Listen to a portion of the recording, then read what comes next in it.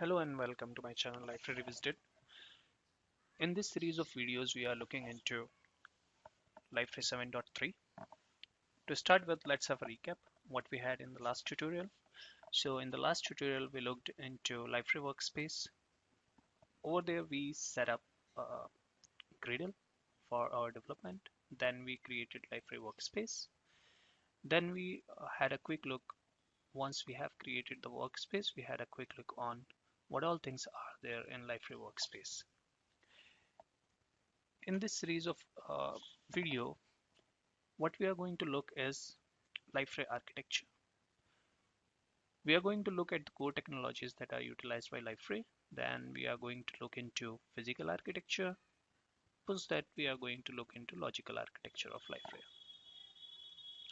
To start with the core technologies, Liferay is built upon Java 8, and Java is the one which is used for doing the development.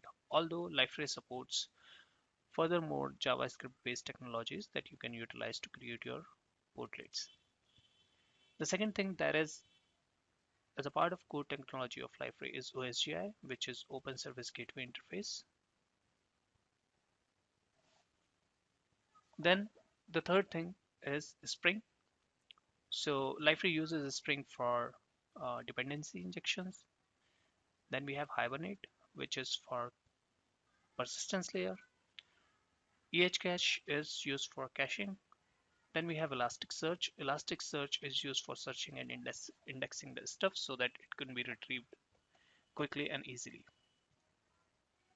So if we look at the physical architecture of Liferay, we'll see that on this side we have services. These are the following services that are provided by Liferay. So in terms of like caching, auditing, analytics, message bus, and scheduling, these are the services that Liferay provides. If we look at the authentication mechanism that Liferay supports, following are those: SAML, LDAP, CAS, AuthToken, OpenSSO, Facebook, and there are many more.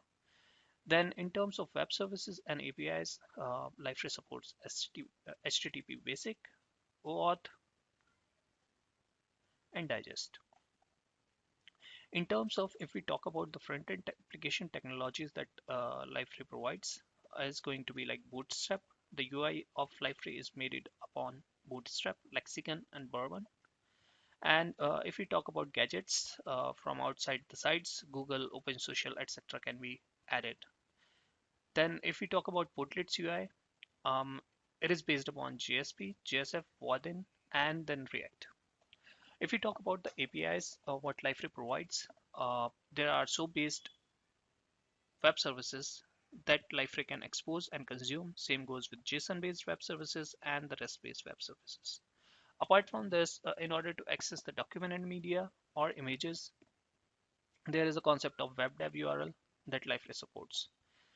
After that, there comes the authorization mechanism, which Liferay has created its own algorithm for providing the authentication.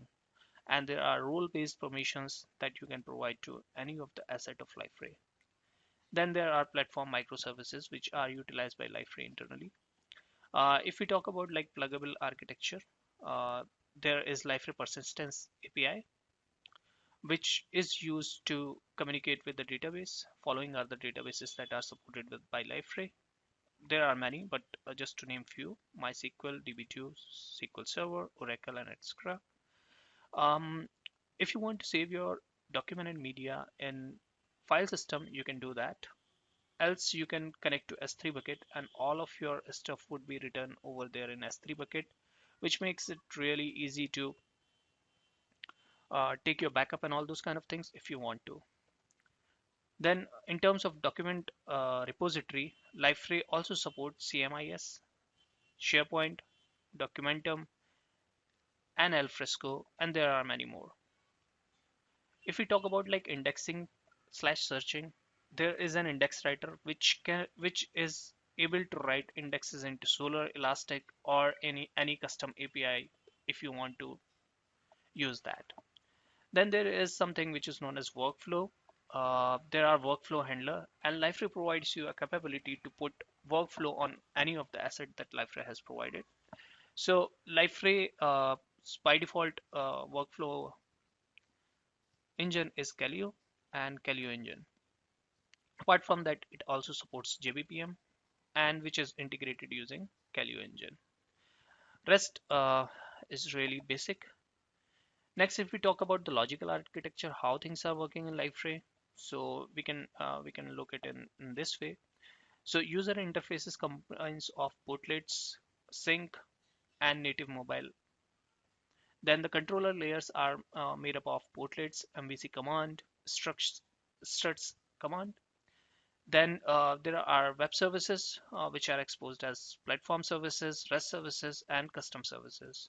So if we talk about the platform services are persistence, caching, authentication, search, authorization, search and indexing, auditing, and there are many more. In the same way, if we talk about the persistence can be on database, storage, or cloud. And post that platform services interacts with search and clouds. So user puts up a request over here, and that goes to user interface from where a user can put the request that goes to control layer. Control layer provides stuff and do the manipulation on that and uses the platform services to do that. Platform in turn uses persistence, and in the same way the workflows. So this is a small bit about how the logical architecture and physical architecture of Liferay is. Thanks for tuning in. In the next video, we are going to look into OSGI plus other stuff. Thanks a lot for tuning in. Bye bye.